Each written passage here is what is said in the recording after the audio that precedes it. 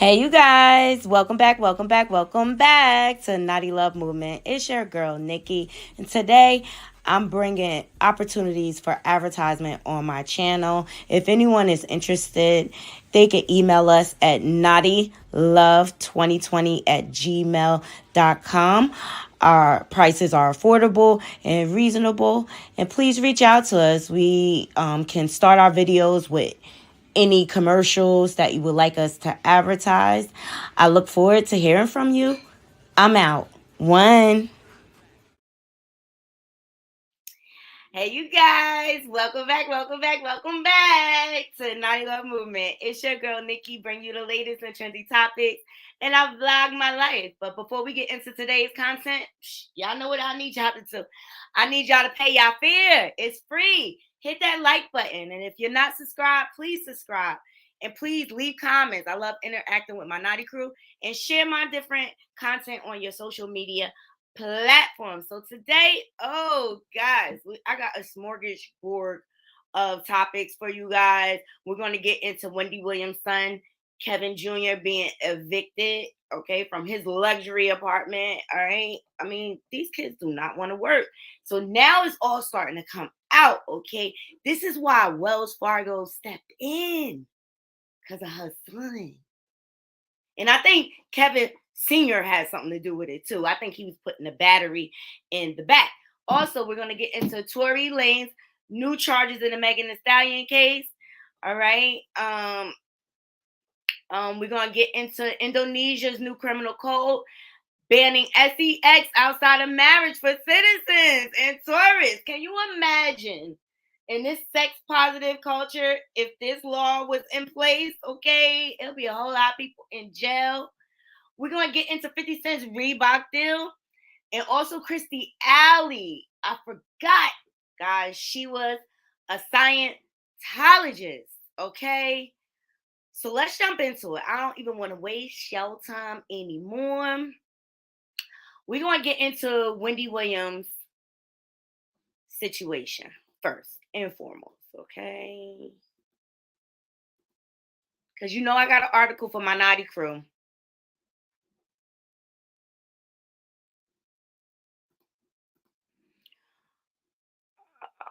Okay, yeah. Everyone can see me okay? Perfect. Let's get into it. So shout out to the U.S. Sun for dropping this article. Okay, so this is an exclusive. So kicked out. Wendy Williams' son, Kevin, 22, evicted from $2 million Miami apartment after mom is cut off from fortune. Can't pay his rent, you guys. Woo! See, this generation, they don't feel like they have to work.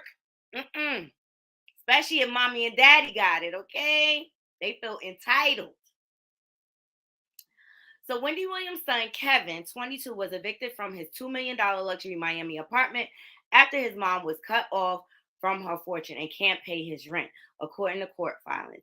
In documents exclusively obtained by the U.S. Sun, Wendy's only child was hit with lawsuits seeking nearly $70,000 in back rent for non-payment on his Florida apartment since February of this year. Okay.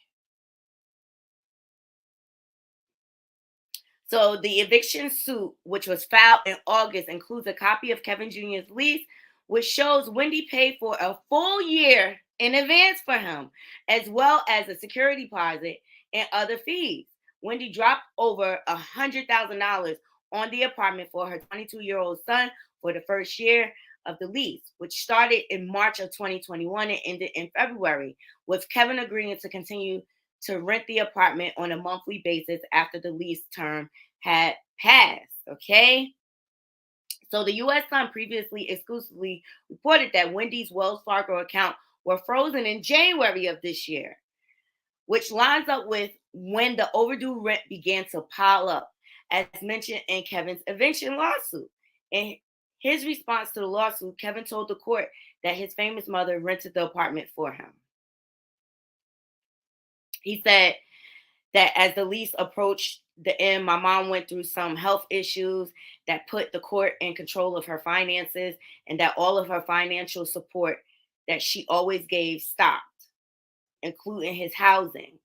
So Kevin added that he is currently in school full time, but had to take a full year off to the Sea Girl and taking care of Wendy. Wendy's son adding, for medical and legal reasons, she has not been able to pay the rent for the past months since the 1 year lease ended. The court controlled her finances. So the 22-year-old added, everything happened very quickly and unexpectedly, and I had no idea things would end up like this. Before adding that he would be moving out on September 7th. So Kevin Jr. is not the only person whose living conditions have been impacted by Wendy's being placed under financial guardianship. As the U.S. Sun reported last week, Wendy's ex, Kevin Hunter Sr., claimed he could face foreclosure if his alimony payments don't resume. So in that court filing, also exclusively obtained by the U.S. Sun, Wendy's ex claimed his monthly payments, which were made by the star as agreed in their divorce, suddenly stopped in February of 2022. Kevin asked that the court order Wendy's guardianship to make payments as contractually required under the MSA and severance agreement. But Wendy's lawyer is fighting back on this, okay? Because his alimony was only under the conditions of her working. As long as she don't work, she don't got pay. That's why I think Wendy did this on purpose. She says, screw everybody, every man for themselves. I'm looking out for me now. So Calvin Sr. is out in these streets talking about he falling behind on his bills. And it's just like, where your new wife? Where your new lady at? Your new baby mama? She can't pay the bills. She not. Because you made it comfortable for her. You made it comfortable for her. So I think Wells Fargo is protecting Wendy at this point from the scavengers in her life. Drop down into my comments. Let me know what you guys think about this new situation. I think everybody needs to get a job, period. Kevin should have been had a job. How long do you go? You know your mom is not well, so you got to step up and take care of yourself until she gets better at this point. And she's all alone now. It's just so sad. So I wanted to present this to my Naughty crew to see what you guys thought about this. So up next, we're going to get into Tory Lanez new charges, okay? Hey! Hey, Shay B, good morning, good morning. I'm going to drop the link just in case anybody wants to come up on the panel and sound off on any of these topics. Yeah, so Tory Lanez has picked up some new charges. Quite frankly, not a crime. I'm so over him. I can't wait for this case to begin. All right.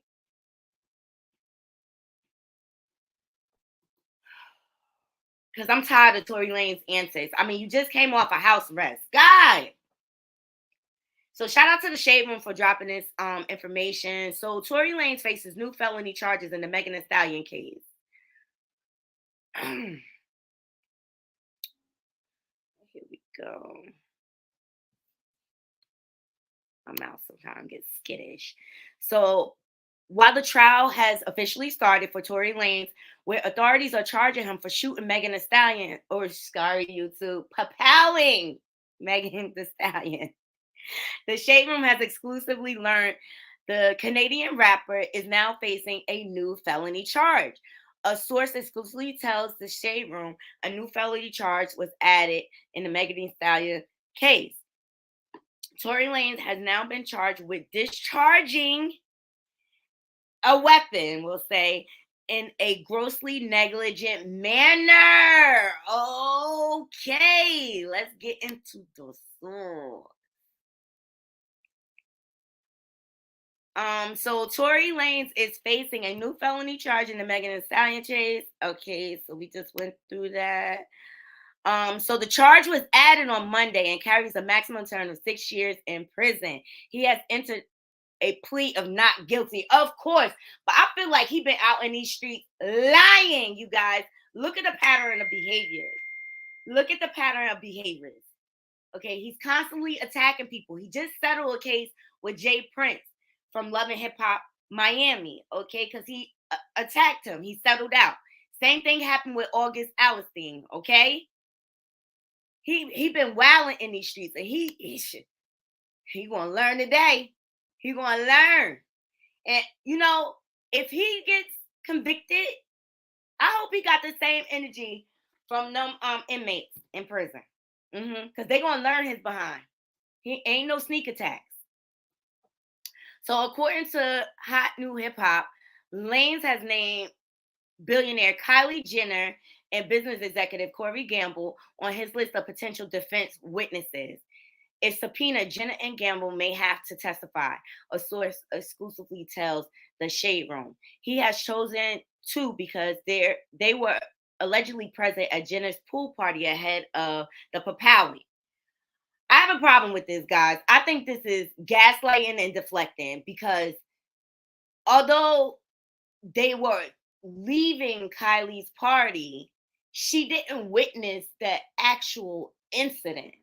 So I just really don't see where Corey and Kylie's credibility would be in this case.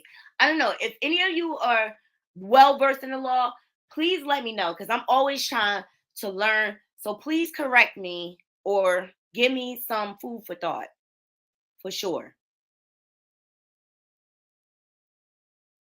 So physicians found shrapnel fragments in Megan's left heel. Okay, this is what we've been waiting for. As previously reported, a physician found shrapnel, excuse me if I'm pronouncing that wrong, Megan's left foot.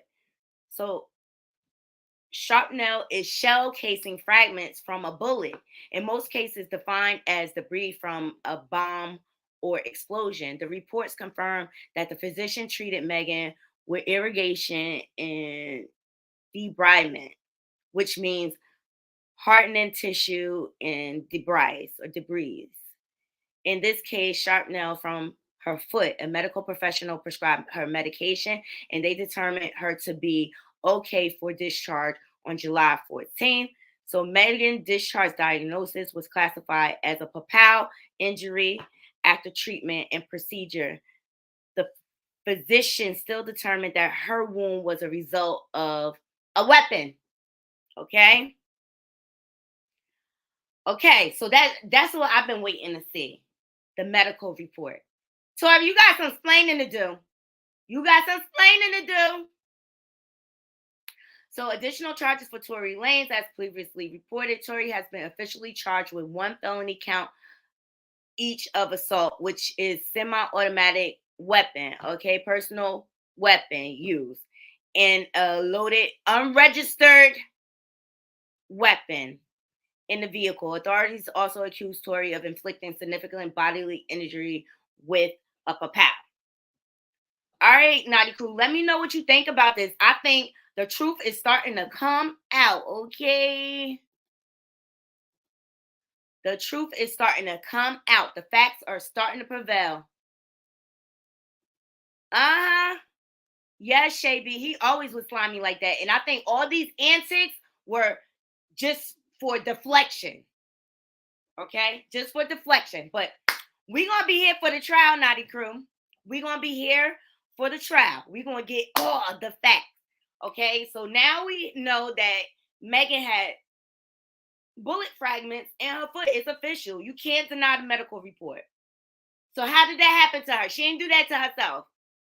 She didn't do that to herself, Tory.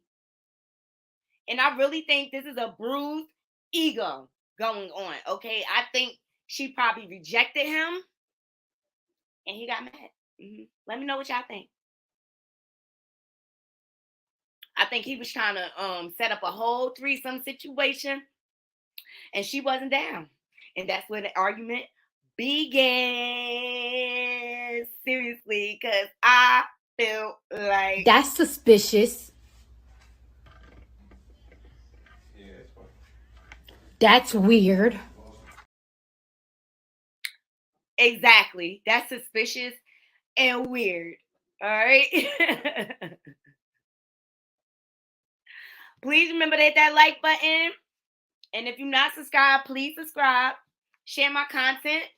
on your different social media platforms or with your family and friends. I appreciate you all joining me today. All right, let's get into some mess, you guys, because you know Chrisean and Blueface have been on punishment over here at Naughty Love Movement because I'm just over them gaslighting us, acting like they so in love and manipulating the media. But I previously recorded, like, because I don't understand why Natalie Nunn is so thirsty to be in front of the camera. Like, she really need to be behind the scenes, but she's so thirsty for fame, and she just thinks she is so famous. Okay. Her 40-year-old rapper self. So she got to be on camera. But I think Chrisean rocked the new face of Zeus. All right. And I previously recorded. I was like, I don't feel like Chrisean really mess with Natalie like that. She'll put on for a little bit. That's what Chrisean do. She'll cozy up to you, be nice, and then she'll turn on you. Look how she been behaving on that Twitch account. She throwing cheers or whatever. She just she's just unruly. Okay, let's just say that or whatever. Well, they were on live on the Baddies tour bus, and Chrisean slapped Natalie, and I said, "Ooh, here it goes. This is the beginning.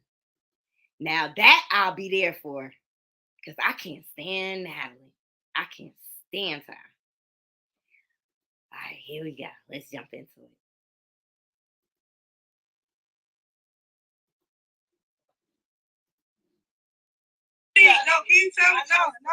We're ready, lady. We'll see you guys tonight. Hold on, wait.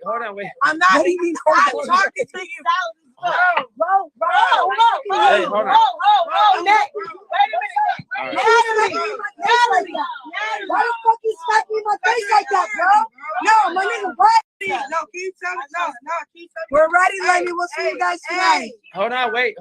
I'm not even talking to you. Bro. Hey, hold on. Natalie. Why the fuck you slapping me in my face like that, bro? No, my nigga, what? So there you have it, out of control. This is what you get when you have alcohol and people with no home training. It turns on you eventually. Hold on, I want to pull up a different one because they started tweeting. So Natalie said, "Childish.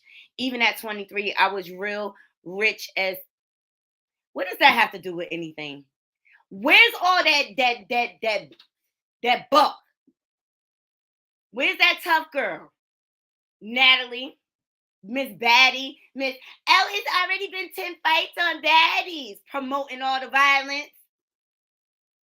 You will not, I repeat, disrespect me on my white mama that you keep saying is white. She's Puerto Rican, 100%.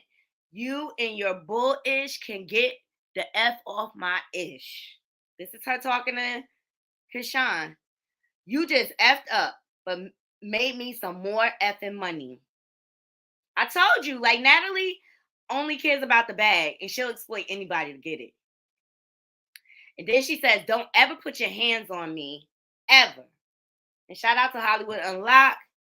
And Chrisean responds, "Tell me why I'm just that person to just not give a F. But if I gotta slap you, I respectfully will."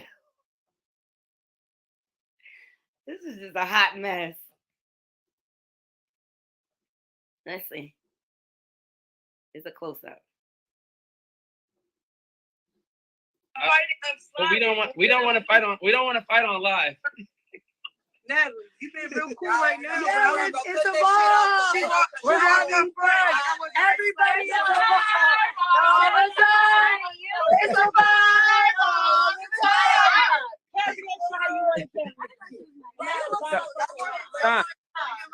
Hey, let me talk to Chrisean. Hold on, let me start. We're listening. Wait, guys, hold on. Hold on, listen. I just want to know, Chrisean, what happened? What happened? You dumbass. Man, fuck that. Come see us, nigga. We outside.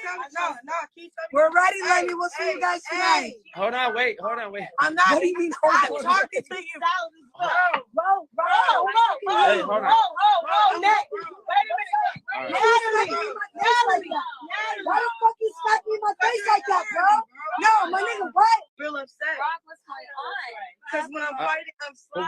We don't want to fight on. We don't want to fight on live. Natalie, you been real cool right now.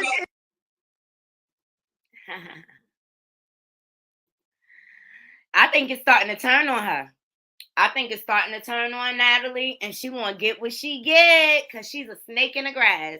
She stole the show. She got her old castmates from Bad Girls Club to get on board, had everybody believing that they was executive producers of the show, and ultimately she stole it from underneath them. She just used them. That's her character, and so now her the people she choosing to be around is starting to turn on her. I never felt like Chrisean even liked Natalie, okay, because she talks down. I remember one time they was on live and she was talking about Rolly being on food stamps, and Chrisean was like, "What's wrong with food stamps?" She put her foot in her mouth all the time, and her head is like this big. And Natalie is one of those people. She thinks she's a huge celebrity. She always had a big head like that, even from when she was on the Bad Girls Club. And she was like, "I know celebrities. I know celebrities. I'm somebody. I'm the queen of Cali." That's all she would scream, just like how she is on the show. "I'm the producer. I'm your boss." She just wants a bunch of people to kiss her ass. Okay, this same way Jocelyn did on Jocelyn Cabaret. Same freaking show, just different characters. All right, same format. Females disrespecting each other, fighting each other everywhere, promoting violence and disrespect. All right, so what do you think is going to happen? Eventually, it's going to turn on your ass, Natalie. And I'm here for it. But that's my thing. Where all that tough girl shit after Chrisean smacked you? Let me know what y'all think. Let's see what some of the comments say. These people are off the hook. So Big Johnny saying, ain't no damn way, ain't now way that all I'm going to say, ain't no way, whatever. Jay Rodriguez says, Chrisean is going to come across someone one day that can check her. Just because you put your hands on Blue doesn't mean you can do that to other people. Exactly. The Purple Butterfly says, I'm confused. Why didn't she deal with it there and then? Exactly, because Natalie a whole punk. She and now she got security. So exactly. I just wanted to share this with my naughty crew to see what you guys thought about this. I kind of feel like that's what you get. The energy you put out eventually will come back on you. Period. All right. So up next, so it looks like Deion Sanders is leaving Jackson State University. So Jackson State. I know y'all been hearing the rumors and. Hold on. So Jackson State University football coach Deion Sanders leaves HBCU for U of Colorado. So social media reacts. So this is crazy. So Deion Sanders is leaving his position as Mississippi Jackson State University football coach in order to become the head coach at the University of Colorado. The deal was announced on Saturday night, December 3rd, by the University of Colorado athletic director, Rich George. Since 2020, Sanders, a pro football Hall of Famer, had been coaching players at the historically Black college, which plays in the NCAA's second tier of Division I. While at the HBCU, Sanders guided the Tigers to consecutive Southwestern Athletic Conference titles. Upon accepting his new job, Sanders told the team after a recent game, he said, in coaching, you either get elevated or you get terminated. There ain't no graveyard for coaches where they die at the place. They either going to run you off or you going to walk off. So Sanders claimed that he wanted to be a catalyst for a change as he became a Black head coach at one of the highest levels of college football. He added, it's not about the bag. It's about an opportunity. So, I mean, he has a choice to do what he wants. But Deion Sanders always has been like into everything, had his hands in several pots, okay? So people are reacting. So Elliot O. Jackson says, not mad at Dion, but being a big name at an HBCU and him recognizing the systemic struggles that HBCUs face, and then he leaves, does nothing to help solve the problem. True heroes at HBCUs find ways around salary concerns because their mission is bigger than money. So Jonathan Randall says, y'all talking about Dion. What about kids like Travis Hunter, who completely redirected the course of his life because he believed in what Dion was saying, only for him to leave at the first opportunity thrown his way? That's where my problem is. So people are not feeling it. So Dion and all these big recruits talking about what they doing for our people, this and that. Man was a straight lie. They feel like he's gaslighting. People are speaking out everywhere, you guys. Shout out to Hollywood Unlocked for dropping it. But what he did was something that college coaches do all the time, which is you have to sell people 4-year, 10-year plans when your plan is always 1 year at a time. That's the only way that you could really pull that off. And so he came in and he sold a long-term vision for what was going on at Jackson State, but his goals and ambitions were always to be a Power 5 head coach. My take has always been he went to Jackson State primarily because he wanted to be a head coach, but didn't want to ever be anybody's assistant coach. So we had to find somebody that would give him a job and make him a head coach, and so he could have that on his resume, and then he could take that to try to get the job that he actually wanted. Jackson State was the place that could do it, and he did a lot of good work while he was at Jackson State. But all the bigger, grandiose notions of what he was doing for somebody else, no, it was what it always is. He did it for Dion, and that's fine if you don't tell us that you're trying to do this for somebody else. But can he do both? Can't he go to a program and be there for 3 years, only have 5 losses like he did, and bring the attention? Maybe the next person won't be, prime time. They won't be as charismatic as he is, but he still did bring attention to it. And what I've seen from the athletic director and other people is they were grateful for him, and they talked about him going on, and something he signaled because of the financial disparities here. No, he's very good, but I think the magnitude of the financial disparity is so much greater than anybody realizes. I think the magnitude of the financial disparity between HBCUs and other FCS schools, the smaller division in Division I, is bigger than people realize it is. So there's room to criticize him for the way that he has left and for the fact that his initial rhetoric is not in line with his ultimate. What would you have him do? What would you have the man do? Oh, well, I wouldn't have come in the first place and said that God sent me here to fix HBCUs, and God decided that in the middle of it, you were supposed to leave. Right? I mean, like, the thing I've said is maybe God wants 10% of $5 million and not 10% of 375. If God can do math, I can understand why it is. He sold a dream and then walked out on the dream. People have the right to be critical of that. I also would have taken the job that he took at Colorado, right? It's not a judgment of the fact that he took the job, but this is not in line with what he told us for all these years. But what he did was something that college coaches do all the time. I just feel like he put himself in the right position to get where he wants to go ultimately career-wise, but I just think he blew up the dream to the kids. I'm sure it's disappointing, but they will adjust. I mean, maybe he feels like he did what he can, but he's not obligated to stay in any one place. But I think people are feeling like, number one, he could have did more to help the HBCU by staying a little longer. He could have had more of an influence. I don't know, Naughty Crew. Drop down into my comment. What do you think about his decision? I feel like he's just doing what's best for his career. He's not obligated to stay anywhere. People do it all the time. People pivot positions all the time. People take positions just so they can get to other positions. They do it all the time in my company. Like in my current department, supervisors normally last 1 at the max 2 years, and then they pivot to another position from there. I wish him the best of luck. All right. He's just going after his career goals, and I don't see nothing wrong with that. Okay. Up next. Okay. So rest in heaven, Christy Alley. All right. Shout out to Hollywood Unlocked for this one too. So social media slams Scientology after Christy Alley's death. Claims religion allegedly gives high rankings to its members that prevents cancer. They robbed her.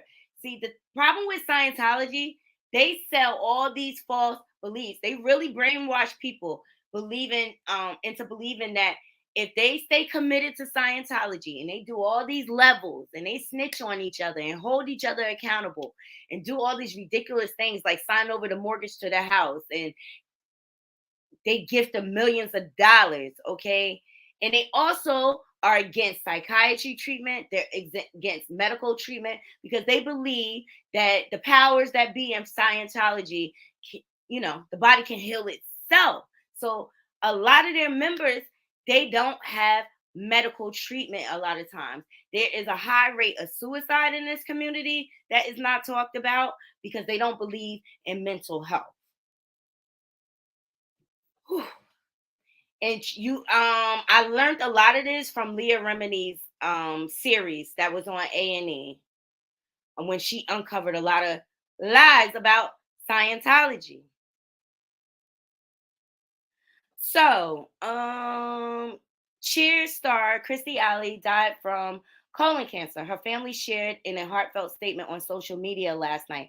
But the actress' tragic passing has sparked quite the debate on social media, considering Kirstie was a longtime member of the Church of Scientology, a religion founded by science fiction author L. Ron Hubbard, who ultimately turned out to be a liar. Okay, so during the Scale of Happiness lecture given back in 1956, Rob claimed that cancer is usually brought on by second dynamic or sexual upset, such as the loss of children or some other mechanisms to bring about a condition known as cancer. Okay, so in 2018, Kirstie reached new operating OTs, which OTs are the levels that you move up in Scientology, and each level costs more and more money, basically, okay?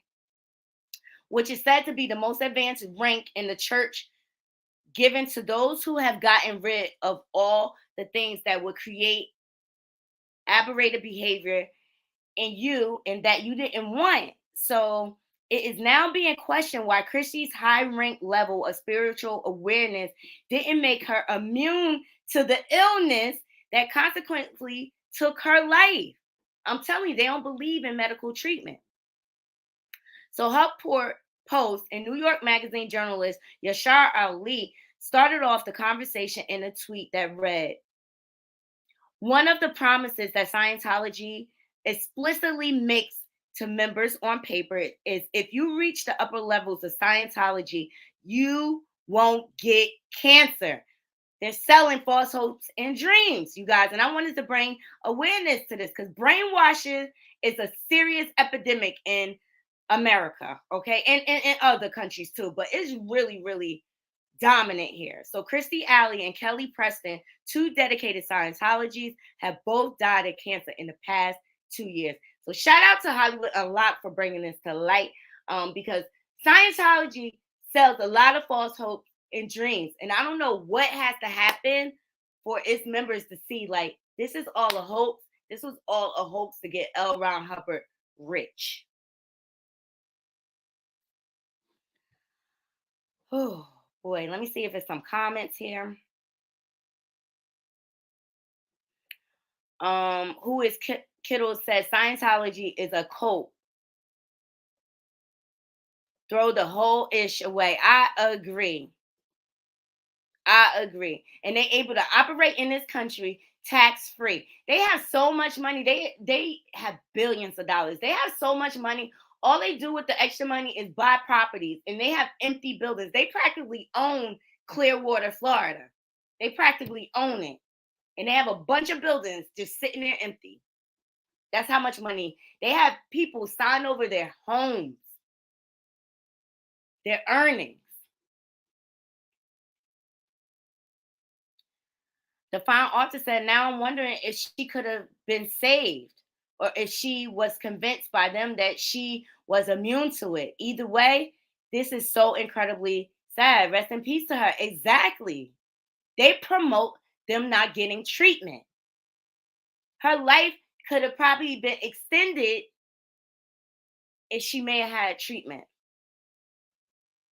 Miss Fabulous 805 says Scientology is absolute load of ish. I agree. You guys, check out Leah Remini's series on A&E. It's so good. It's so revealing. I mean, there's a lot of SA allegations that runs through this community. They use child labor to maintain the business. It's a whole lot of darkness when it comes to Scientology, and I'm glad people are speaking out. Yes, Shay-B, it is weird as fuck. Okay. Yes. Jujubee Bugging Show. Just another form of taking people's money. That's all it is. It's a big scheme to take people's money. And that's why Leah Remini made the series, to make people aware. And people started leaving after that. But you have to realize the damage they've done. They've divided their families, because if you leave, you're not allowed to talk to anybody in the organization anymore. So whole families were divided. And then the children started coming out and telling their stories. And that's some of the parents woke up, because they didn't realize their kids were being SA'd, long hours of labor. Okay? It is horrible. And Mimi from Love and Hip Hop Atlanta, her mom was a Scientologist. She lost her mom. Her mom just straight abandoned her for the religion. Mimi was out there homeless. And she would go to school, and so she would just go home with her friends and ask if she could spend the night so she could take a shower. Her mom just straight abandoned her for that religion. It's horrible. It's horrible. But I wanted to present it to my Naughty crew. I appreciate you guys and your comments. Let's go on to our next story. So, shout out to the Jasmine brand. This is becoming my new fave. I love the Jasmine brand, okay? Because their stories are clean and classy. So, 50 Cent's Reebok CEO says G-Unit sneakers once sold almost as many pairs as Air Jordans. He says we sold 75K of one color. So, I thought this was interesting. 50 has made some good investment through the years. Let's see what he has to say.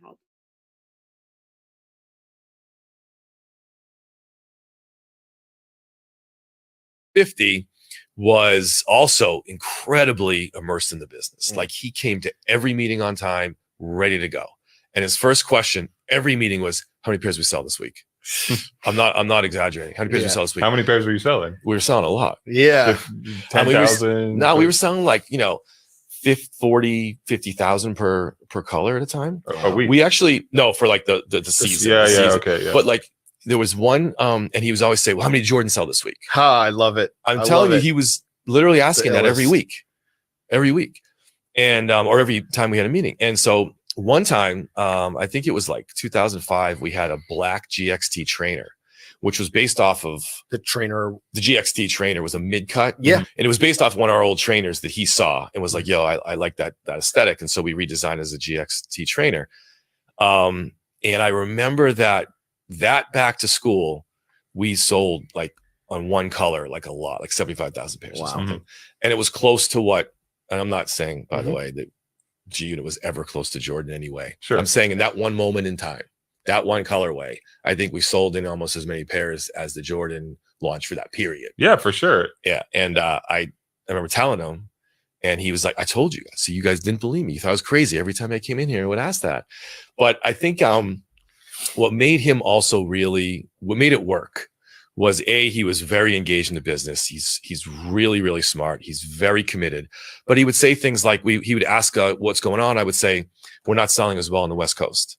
And he'd be like, okay, I'm doing 9 shows out there next week. What do you want me to do? What do I gotta do? What store do you want me to go to? What do you want me to have more people come backstage? Like, he was just a businessman.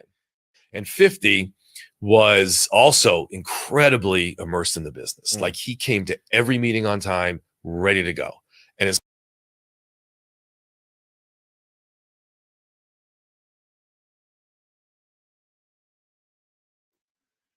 So I thought this was really dope. Him complimenting 50 on his business ethics. I think 50 is a very smart businessman. He just like to clown and troll around every once in a while, okay? But I thought this was awesome that he gave him his flowers, basically. So I wanted to present it to my Naughty crew to see what you all think. I thought it was a fun fact for today, all right?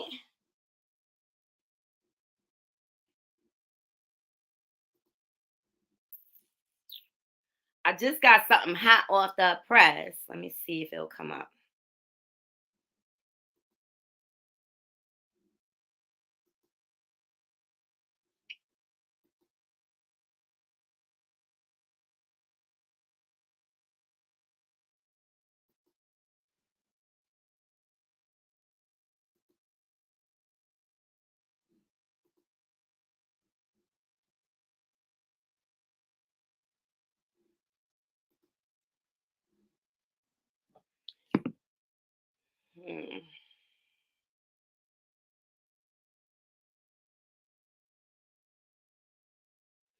Cardi is speaking up this morning about anxiety. I wanted to share with my Naughty crew.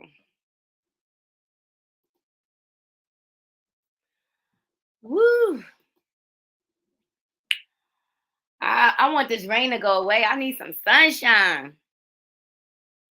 For sure. All right, it should be loaded now.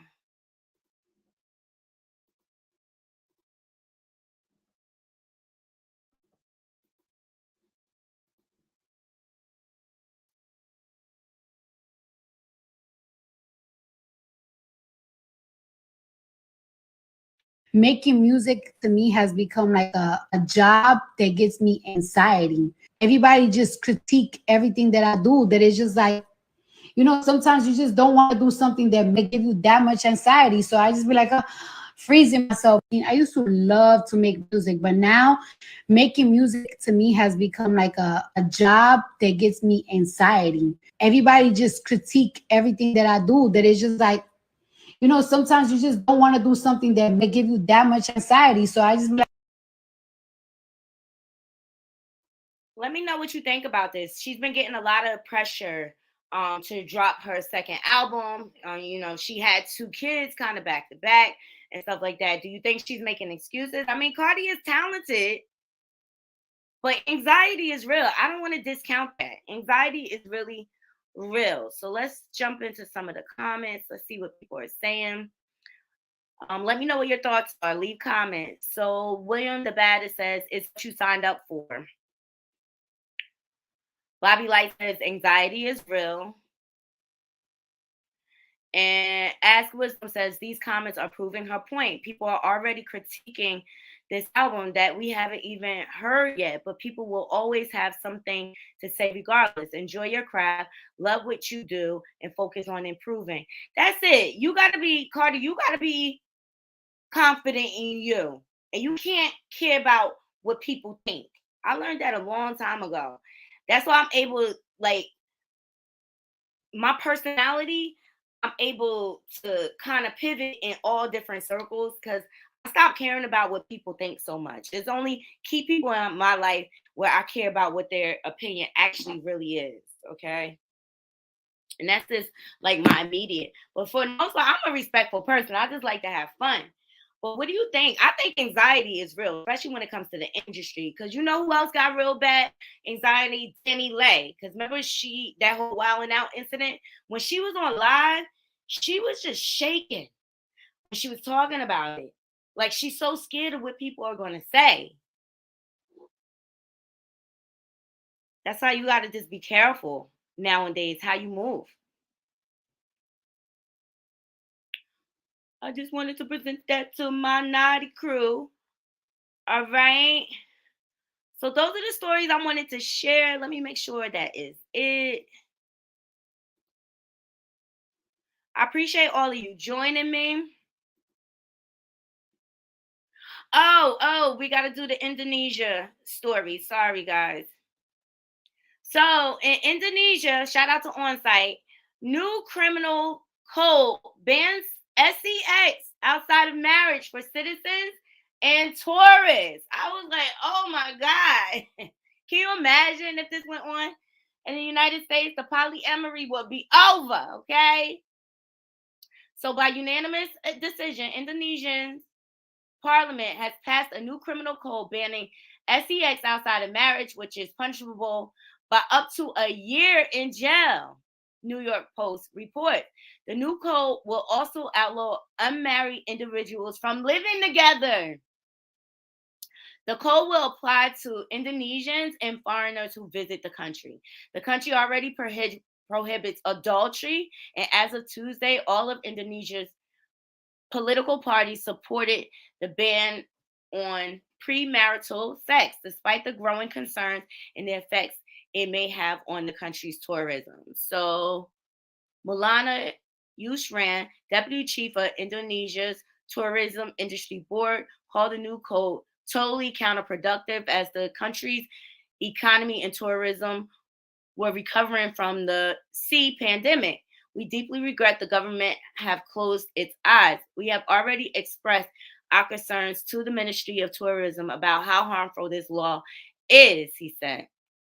So the U.S. ambassador to Indonesia, Sung Kim, said at an investment summit that the new code will affect Indonesia's foreign investments, tourism, and travel to the country.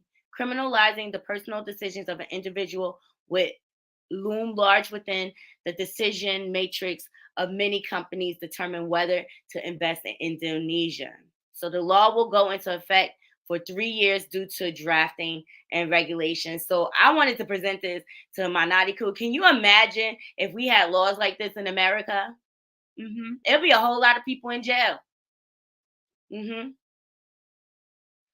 So How White Honey says, good, we need laws in order like this. Do you think it's needed, Naughty crew? I feel like the choice should be yours, to be quite honest. So Prison says, for those asking how will they know, go over there and find out. In foreign countries, they do whatever. You'll be sitting in their jail, wishes you didn't F around. Wishing you didn't F around, I guess they're trying to say.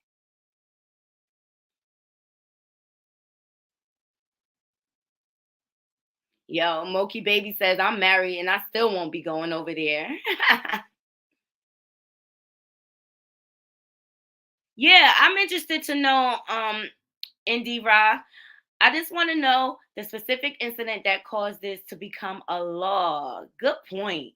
Good point. I would like to know too. What set this precedent?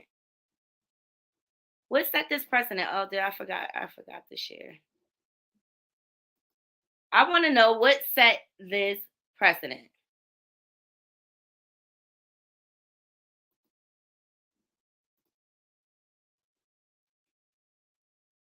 It's sad. I mean, I just really don't believe in taking people's choices away. But it'll be a whole lot. Our jails will really be overcrowded then if we got laws like that here in America. Hey, Juice Radio. Thank you. Thank you. So we just got into some trending topics today. We got into Wendy Williams' son's being evicted from his Miami condo. Okay. He didn't think he should need a job. And I feel like Wells Fargo is trying to protect Wendy from all the leeches in her life. All right. We got into Tory Lanez new charges. Okay. And we found out that we got into the medical report. And I think Tory got some explaining to do.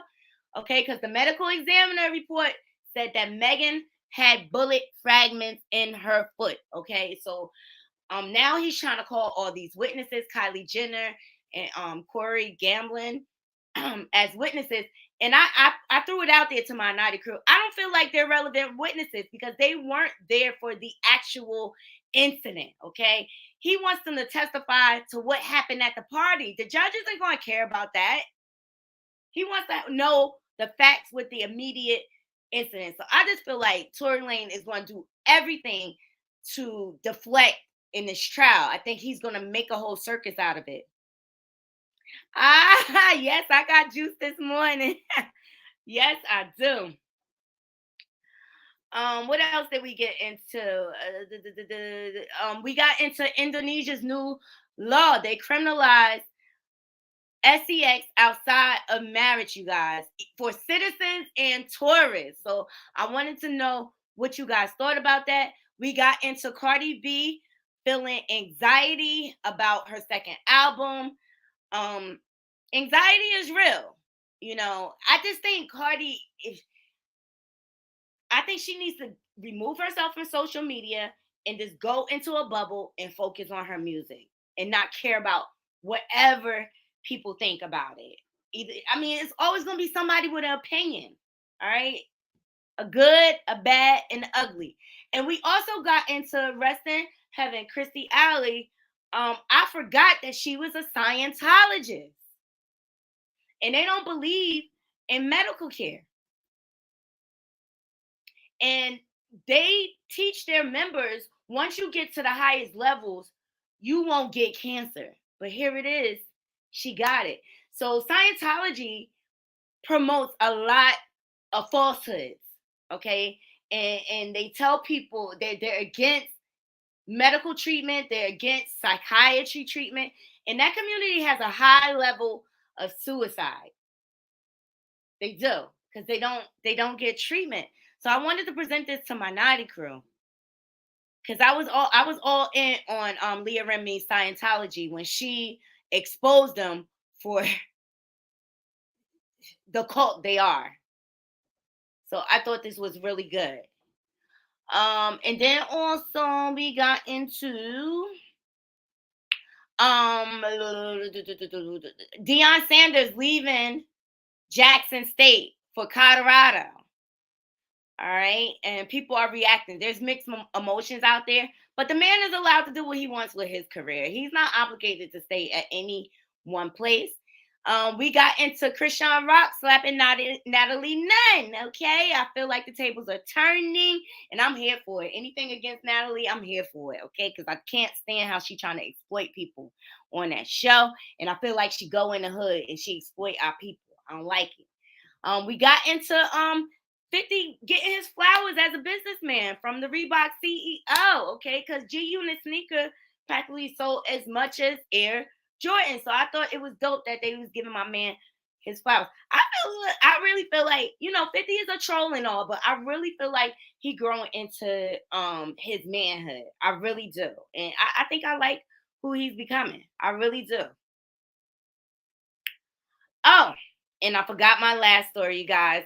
Congratulations to Senator Raphael Warner. He won the Georgia Senate election. And thank God there is a God, okay? Because Herschel Walker wasn't it. Woo! I'm so happy for him. So Senator Raphael Warner defeats MAGA candidate Herschel Walker in the Georgia runoff election, securing 51-49 Democratic control of the Senate, meaning Democratic traitors Joe Manchin and Kirsten Sinema will have far less power now. Yes! Congratulations to the Senate. Congratulations from Naughty Love Movement, guys.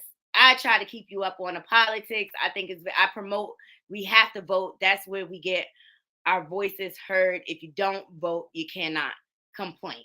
Okay. All right, Naughty Crew. So that's all I have. I appreciate everyone joining me today and giving me comments and feedback. I appreciate all my new subs.